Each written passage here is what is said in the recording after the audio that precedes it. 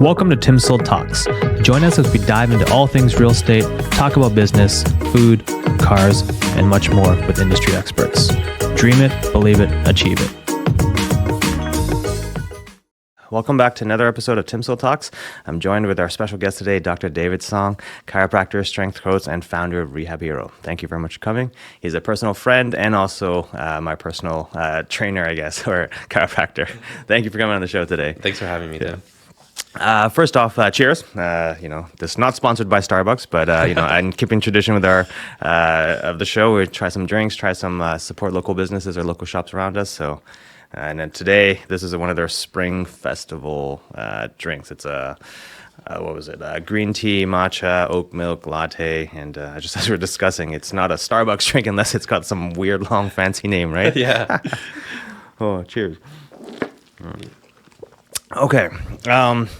Kicking right off the bat, I think some of our audience haven't seen you. You would have seen some of our ads we've filmed with Dave in the past. But can you tell us about, your journey and what inspired you to get into the industry from, strength coach to going through becoming a doctor of chiropractic? Yeah. So my journey is a little unique in that I'm one of those kids that kind of knew what I wanted to be when I grew up. Okay. So I probably decided that I wanted to get into the healthcare space when I was maybe in grade 2. Grade 2.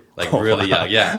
I didn't know exactly what I wanted to do. I knew I wanted to do something with the human body, just based off my own experiences as a kid. So when I was really young, I broke my collarbone. I had a tobogganing accident. And then I went through that whole process of, breaking a bone, getting x-rays, being taken care of, and that whole journey. Mm-hmm. And that happened when I was actually a lot younger, when I was in like junior kindergarten. JK. Yeah. Okay. JK. Yeah. And I don't know, something triggered in my brain when I was that young. Okay. And then as I got older, I realized I also had an affinity for sciences. Mm-hmm. So and obviously like maths and all those associated subjects. So pretty young, I knew I wanted to get into this space. Initially, I wanted to be a physical therapist. Okay. Until I realized that chiropractic is pretty much the same, just a little different. Yeah. And then from there, I did my schooling at kinesiology sciences at McMaster University. Mm-hmm. I worked as a trainer.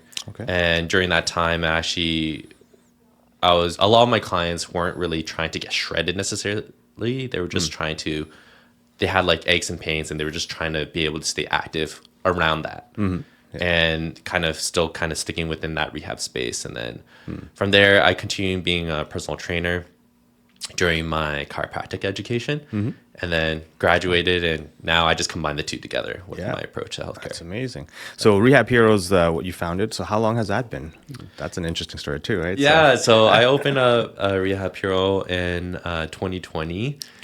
So that was during the pandemic, and this was right after the first lockdown. So or like 3 months after. So after everything opened back up, I gave I was working for other clinics at the time, so I gave them my 1 month notice. Okay. And then 1 month later, I made my clinic. Wow. Yeah. I mean, talk about ballsy, gutsy move. Yeah, my accountant said, what was the words he said? He said, you had a lot of gumption to do something like that. I'm like, thanks, man. Because nothing was even open in the middle of the lockdown. Yeah, right? So what made me think that it was possible was chiros, physios, and massage got relabeled as an essential service. Okay. And that's because I think the ER room was just getting overloaded with back pain patients when they wanted to reserve those facilities for like COVID patients. Yeah. So they relabeled us, and I noticed that once I was able to start working for those other clinics, I was just as busy as I was pre-pandemic. Pandemic, okay. yeah. If not a little busier. I think people were just getting a little bit of cabin fever, so they just wanted to get out of the house. And then so that's when I decided, things are just as busy. This should work, right? Yeah, talk us about a bit of that thought process too, because obviously taking on a risk during such a risky time during the pandemic. What are some of the challenges that you went through, and some of the processes that you had to go through? Yeah, so there was a lot of risk, but there was also a lot of opportunity. And all of my business mentors at the time they were all like, don't do it. My parents were like, don't do it. Everyone around me was like, don't do it. And I'm like, I'm going to do it. And I luckily got a pretty good deal on like rent because of that. Some of the challenges is that at this time, everyone was making a home gym. And part of my clinic's process is obviously the strength and conditioning part of rehab. Like we want to take patients essentially from crawling to sprinting, right? We're not just trying to get you walking again. We're trying to take you all the way to the end. And we needed like squat racks. We needed bumper plates. We needed dumbbells, all that jazz. But it was all sold out everywhere. And so the hardest part was trying to find a source that would actually be able to deliver those things on time, in time for me opening a clinic. So a lot of the things I got were like 3 months delayed. So when I opened up my clinic, I had a squat rack, but no barbell. No weights. I'm just like, it's just a frame. I'm like, what is this? It was a glorified band anchor for a long time. Oh, wow. All right. That's interesting. So, so where are you at today? So that's been 3-4 years ago. So you started from scratch, started the clinics, and what's your, how many clients do you have? How many locations? What are you at right now? Yeah. So we have 2 locations now. I opened up my second location in the beginning of last year. Okay. Yeah, so that one's a year old now. Wow. Yeah. Time flies, man. Last year was a very fast year due to trying to run 2 different locations. We're hoping to open a third, maybe even a fourth by the end of next year. Okay. We'll see how things go. I'm trying to be a little bit more cautious and not rush things this time around. But yeah, there's lots of things going on in the works. Yeah, but that's a testament to you and your team and how receptive the public has been to your services, right? So, what do you think is a unique defining feature of your clinic? Yeah, so or services. It's a service-based industry, and so how well your clinic does really depends on your team members, right? Like we're not selling a product; it's a service. So it's kind of like once you get your haircut with a certain barber, you're sticking with that same person. And so the same kind of thing applies in my industry as well. And so I had to be very selective with who I was bringing on my team. So most clinics, like you just have to graduate from physio school, chiro school, and then you get hired, right? At my clinic, it's a requirement to have that athletic or strength training or coaching background in order to join the team. So we got a lot of applicants, but a lot of people don't actually meet that criteria. And so, I'm pretty slow with my hiring process because of that. But also because of that, the standard of care is so much higher. The satisfaction of our patients is so much higher. They're getting better faster. And it just ends up serving us really well. And I would assume that translates like retention rates and like no lower attrition and just more repeat customers and word of mouth, I guess, referral for you guys too, right? Yeah. And one thing I do notice, how we kind of come across each other as well is like a big social media presence. Can you tell me about that as well?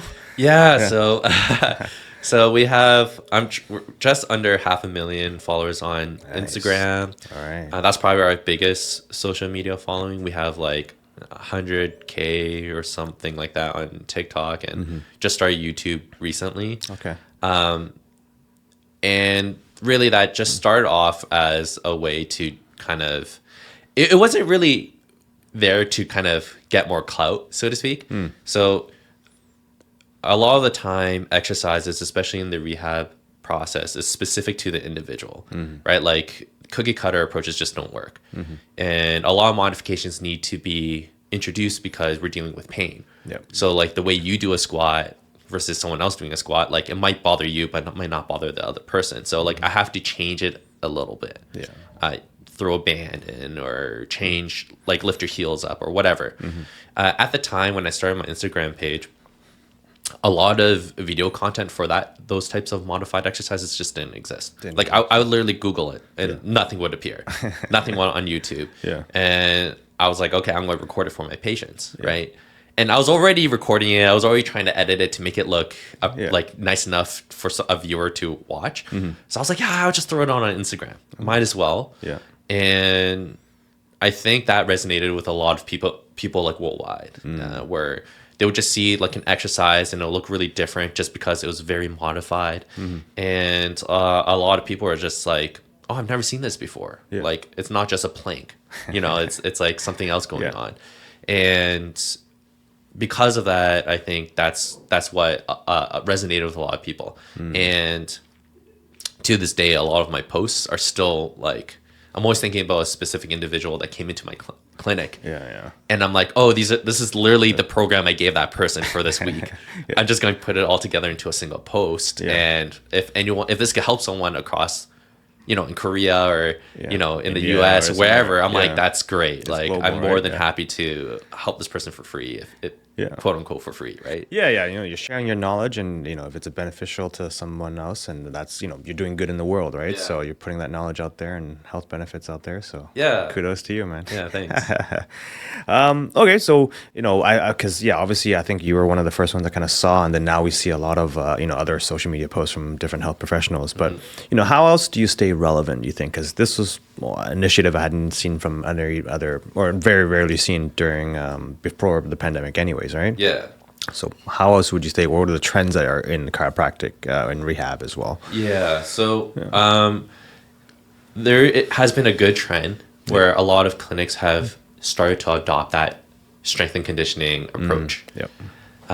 Which I think is awesome, because that just means better care worldwide, right? That my goal has always been to push that gold standard of care forwards. And I honestly think I was one of the few people that started posting that kind of content on social media, because I started that page around 5 years ago. I've had a lot of even other clinic owners being like, you motivating me to get a squat rack in my clinic, right? Like, because they realize how important it is for patient care and stuff like that. And so there has been a trend towards that, where people have been kind of adopting similar approaches that we take. I think the thing that's a little different, though, is that even though there has been a trend to that, in that direction, a lot of people are still unskilled in that area of expertise. Like, a lot of physios haven't had that experience as a personal trainer. They're just trying to educate themselves now. Right? Whereas like every team member that we have has had that like 5-10 year experience prior to being a healthcare worker. And it just comes with a different level of expertise, right? Like, I've been in the gym since I was 16 years old. So by the time I was able to practice, I had over 10 years of experience lifting weights, either teaching it or doing it myself, right? And if I'm competing against the next guy who's just a physio that just graduated and that doesn't have that experience, it's like they have 10 years of catching up to do before they could get to my level. Right? So of experience, I mean. But I think just the fact that we have very strict standards of who we bring on board is what helps us to stay kind of elite in that space. Specialized in the athletics and mobility and strength, and all combined as a holistic approach, right? So, that's what I'm seeing more and more of as well. Like, clinics trying to copy that model. So kudos to you for being a pioneer in that. Thanks. What about some of the other trends I kind of see? It's like pet therapy or like pet chiropractics. I've seen a few of those posts. I'm kind of like, oh, really? Like, what do you think? You know what? It's fun. It's funny because I have a classmate that became a chiropractor as a stepping stone to being a pet chiropractor. Like, they never wanted to treat humans. They were just like, I want to treat horses, because they've been around horses their whole lives. So it's really funny. I haven't really looked into the research of it, but just anecdotally, my friends and friends of friends that have it's really good for like pets with arthritis. Or like they have like mobility issues. Like, I have a lot of friends and even just the chiros that I know that work in that side of the industry, they'll see a dog that'll be like barely walking in, do a quick adjustment on like joints related to the arthritis, and walk right back out. Oh, wow. So it's just, and anecdotally, my friends have experienced the same thing. So I'm like, oh, that's pretty cool. But personally, what do you think? Like, is it a similar kind of like system to the human anatomy, or like, because they're mammals, but like, they have. Like, theoretically, it makes sense. Theoretically, it makes sense. Like, animals will get tight muscles just like humans do. And animals might need an adjustment like humans might here and there. The one thing that's a little difficult is that like a lot of the benefit from care comes from like the rehab process, not just like the manual stuff, right? Yeah. So like you can't teach a dog to do like, you know, to do an exercise. I mean, I guess you could, but like for the sake of rehab, like I don't know. So that component might be missing, but regular check-ins, like I'm sure that they help the animal in some way. I guess if they're mammals too, right? So like, they could benefit from additional. And honestly, it's one of those things. It's just like it's a good optional thing if you have money to spend. And you really love your pet. Like no different from getting your pet groomed, right? Versus like just doing it yourself. It's just like if you can afford it and you find that, you know, it has been benefiting your pet, then sure, why not? Okay. I guess people do anything for their pets these days, right? I think so. A lot of people, they treat them like children, you know what I mean? Like, I've seen family member. Yeah, my daughters have like a cat stroller for her 2 kittens. Because, you know, they're not allowed to go out the house. So, like, you know, my daughter will put them in a little stroller and push them around the house. Oh, my God, that's cute. But, you know, it's a whole another industry there with what you can, you know, purchase for the pets. And, you're right. It's kind of like another child for a lot of people, especially if they don't have children of their own. I've seen these crazy meals that people cook, and they're like, you know, Korean barbecue for dogs. I see some people spend more money on their pets than they spend on themselves. I was like, no, this dog's living good, man. For sure. All right. Okay. So, what would advice you would give to people who are seeking to improve their overall physical health? Like, you know, obviously, you know, using therapy or rehab, like as being a base, what would you recommend? You know, for most people. The number one thing I would say is find a form of exercise or physical activity that you enjoy. That's the number one thing that you can do. And number two you could do is start strength training. It's strength training. It's the number one protective thing in life. Like, aside from like good sleep and good nutrition, like exercise is just as high up there. Strength training specifically has been shown to prevent so many different issues down the line. So I those are the two top things you could do. Strength training can be intimidating. Right. It's worth the investment to get someone to teach you how, and then treat that experience as a learning opportunity rather than just like I'm just here to get my butt kicked and work hard. It's just like, no, learn how to do these things so you could do it on your own, and then that might just be a little bit more cost effective down the line. So like a technique or equipment or equipment. You know, a lot of people offer free online programs. Programs it's easy to access online, but like the individual like form correction, you can't get that online, right? You could watch someone, this is good form, but then you can't watch yourself as you're doing it. Right. You could record yourself, I guess, and then kind of adjust, but it takes a trained eye to kind of know what you did wrong. Right. Speaking of that's interesting, is I've seen a few AI kind of like marketed programs that, hey, you know, put yourself, record it, and put it through the program, and they'll give you a feedback. What do you think of that? Or I think that's pretty cool. Yeah. Okay. Have you come across anything of that? Actually, I had a patient that was in that field and developing that specific type of AI product, which I was like, that's pretty neat. I don't know how. Because from my understanding, a lot of them are based off of general biomechanics of like lines and stuff like that. But you could take like 100 6-foot tall people, and everyone will have different leg lengths, arm lengths, and so they'll have to hinge differently and change the angle a little different from person to person. Even I don't know how good it is at catching those individual differences. Like I'm sure they base it off of an average, a standard model kind of. But like an average is like not good. It's a cookie cutter, right? So I still think it's better than nothing though.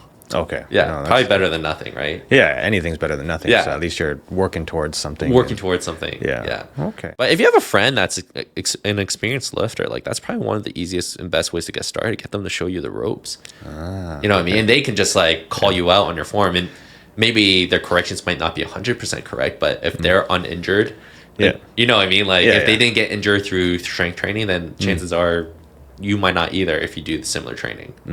Got it.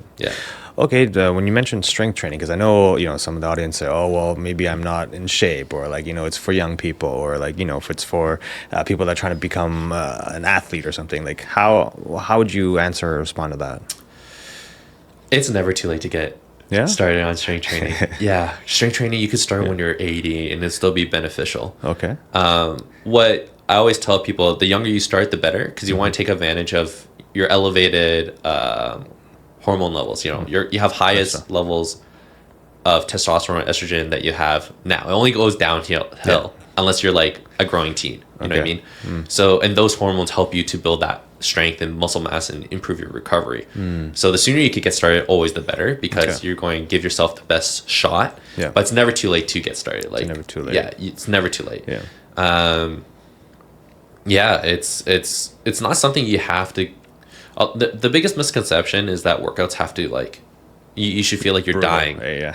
That's not it at all. No, Yeah. you do have to train to a certain threshold of difficulty and certain threshold of effort for you to get gains. But like, you don't need to be puking in a paper bag. Or, you know what I mean? Like, nothing like that. It's a misconception, right? Yeah, It's it's a huge misconception. That's good for like cardio and conditioning and stuff, especially if you're training for something that requires a lot of grit. But basic strength training is honestly, a lot of people actually find it kind of boring because of the long rest periods. Oh, okay. Yeah, but I don't know. Everyone's a little different. Everyone's a little different. Okay. Everyone's a little different. Yeah. And with strength training, like, how do you incorporate like mobility into that, or like, how do you? I'm just spitballing a few ideas, but like, how is there a specific requirement or journey, or how do you guide your patients? It depends on the person, obviously, but unless so.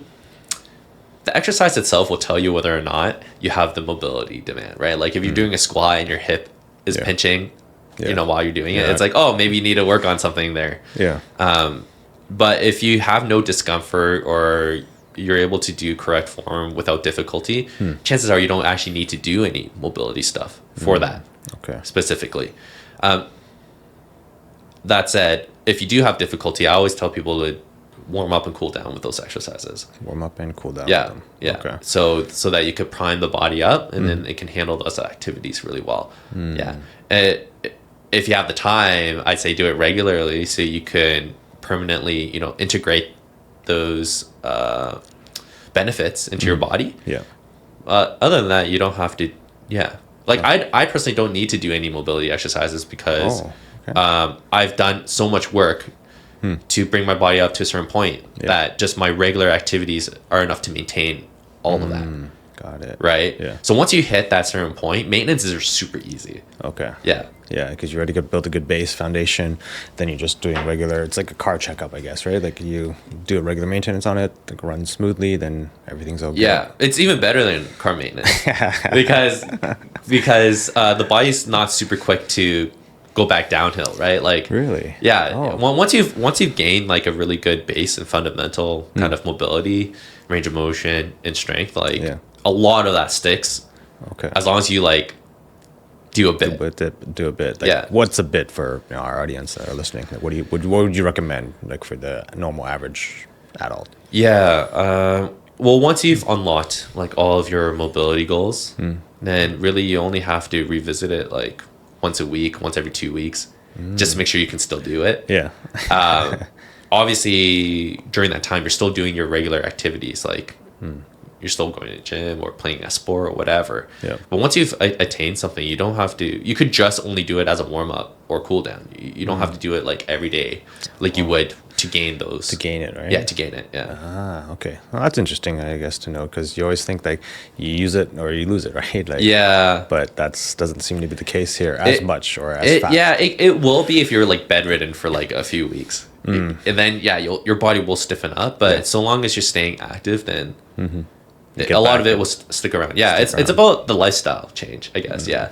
So as long as your lifestyle supports being active, then you don't have to do these specific niche mobility drills all the time. You just have to do it when you need it. We need it, right? Yeah. It's like a tune-up kind of thing. Yeah. Okay, cool.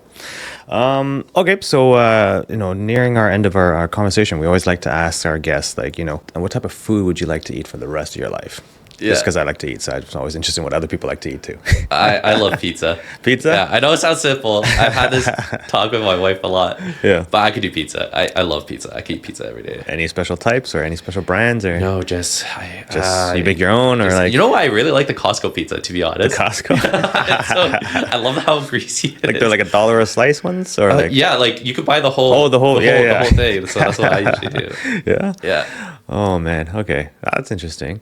I'll have to introduce you to this vegan pizza I recently tried. Okay. On our trip in Mexico, we just came back. It was a vegan restaurant, and it's like there was no cheese, no bread. It was like macadamia nuts. Oh, really? And like some sort of hummus, and like all this dressing. It's I'd say it tasted like maybe 50% of what a normal pizza would feel like. Okay.